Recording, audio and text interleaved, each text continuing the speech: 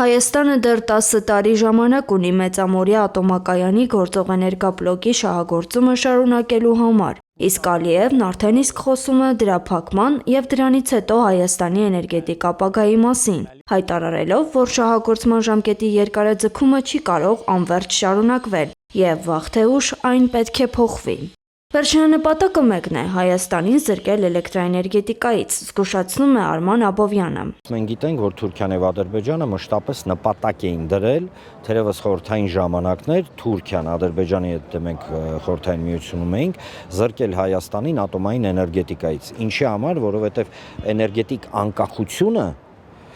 դա պետական անվտանգության և պետական ամրության կարևորագույն բաղադրիչներից է։ Եվ երբ որ Ալիևը հայտարարում է արդեն վստահաբար, որ վաղ թե ուշ ատոմակայանից պետք է Հայաստանը հրաժարվել, սա զուգահեռվում է այս իշխանության, այդ մոդուլային ատոմակայաններ և այլն խոսույթի, իբր պետք է իրեն գան և փոխարինեն այն ատոմակայանը, որը այսօր գործում է։ Ըստ Ալիևի, Ադրբեջանն արդեն պատրաստում է Հայաստանի տարածքով Նախիջևան էլեկտրաէներգիա փոխանցելու նախագիծը։ Ավելին, նրա խոսքով, Մեծամորիա ատոմակայանի փակման դեպքում Հայաստանը կարող է հայտնվել էներգետիկ ճգնաժամում, իսկ ադրբեջանական էլեկտրաէներգիան դառնալ լրացուցիչ աղբյուր։ Այն, որ Ադրբեջանը խոսում է Հայաստանի ատոմակայանի ապագայի և դրա շահագործման դադարեցման մասին, լավ բան չի հուշում, ասում է Աբովյանը։ Այսինքն այստեղ լուծվում է երկու հարց՝ ռուսական էներգետիկ համակարգի դուրս մղում, այն պարագայում, որ Թուրքիայում օրինակ ռուսական ատոմակայան է կառուցում Ակույո ատոմակայանի մասին, այսինքն այստեղ անվտանգային խնդիր չի։ Այստեղ Հայաստանին լիովին և լիարժեք սկզբնական փուլում կախվածության մեջ գցել է էներգետիկ։ Մինչդեռ ՔՊ պատգամավոր Արման Եղոյանը հակադարձում է ատոմակայանի շահագործման ժամկետը չի որոշում ոչ Հայաստանի, ոչ Ադրբեջանի կառավարությունը։ Ալիևի հայտարարությունները նրա խոսքով պետք է ընդունել քաղաքական խոսույթի մակարդակում։ Ալիևը չի արել այդ գյուտը, դա որոշված փաստաթղթերով արդեն սահմանված ժամկետ է 2036 թվականը մեր ատոմակայանի շահագործման առավելագույն ժամկետը եւ մենք արդեն իսկ հայտարարել ենք, որ մենք նոր ատոմակայան կառուցելու մասին ենք մտածում եւ բանակցություններ ենք վարում մի շարք միջազգային գործընկերների հետ, ասեմ ավելին, ատոմակայանի վերաբերյալ դրույթ կա նաեւ Հայաստան-Եվրամիություն համաձայնագրում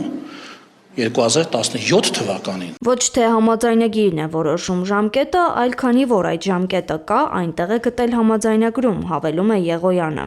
Իսկ էներգետիկ անվտանգության փորձագետ Արթուր Ավետիսյանի գնահատմամբ Ալիևի ասածի մի մասը տեխնիկական իրողություն է։ Ցանկացած ատոմակայան ունի շահագործման ժամկետ, սակայն ատոմակայանի տարածաշրջանի համար վտանգավոր լինելու մասին պնդումները նրա գնահատմամբ անհիմն են։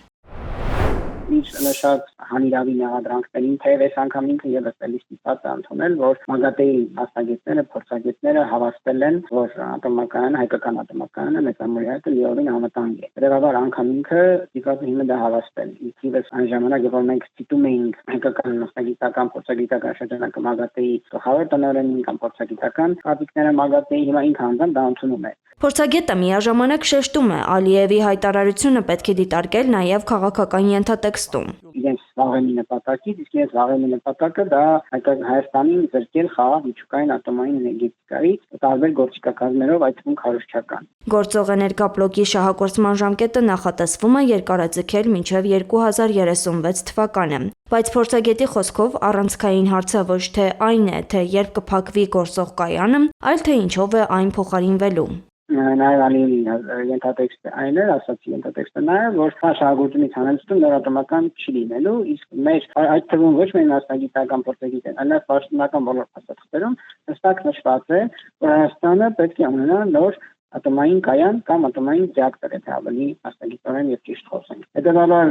Հայաստանը պետք է ապահովի ատոմային էներգետիկայի անընդհատությունը։ Նա դա կլինի 36 թվականից հետո նոր կայանի, նոր ռեակտորի տեսքով, թե որոշակի ժամանակ սա ևս կաշխատի, բայց նոր անխուսափելիորեն նորի հարցը շատ հրատապ է դառնում։ Ադրբեջանի առաջարկած էլեկտրաէներգետիկ կապերը կարող են դառնալ ոչ միայն տնտեսական, այլև ռազմավարական ռիսկ։ Հարցն արդեն տեխնիկականից տեղափոխվում է էներգետիկ իշխանության դաշտ։ Հայաստանի էներգետիկ ապագան որոշվելու է Երևանում, թե տարածաշրջանային նոր նախագծերի տրամաբանությամբ։ Անահիտ Սարգսյան, Էդիկ Մալաքյան, Աշոտ Բարբարյան, ABC Media։